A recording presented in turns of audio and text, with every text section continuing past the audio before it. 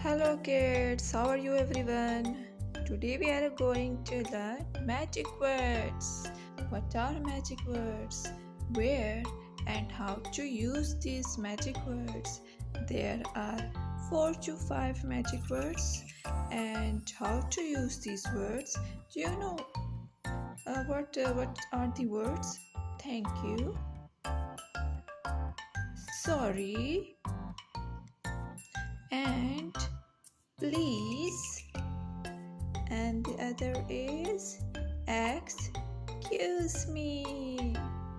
Now we are going to read and learn how to use these magic words and where to use it. Learn magic words. Good. When you got sneeze, what will you say? I will say excuse me. Very good. When you want something, what will you say? I will say please. Well done. When you hurt someone, what will you say? I will say sorry. Very good.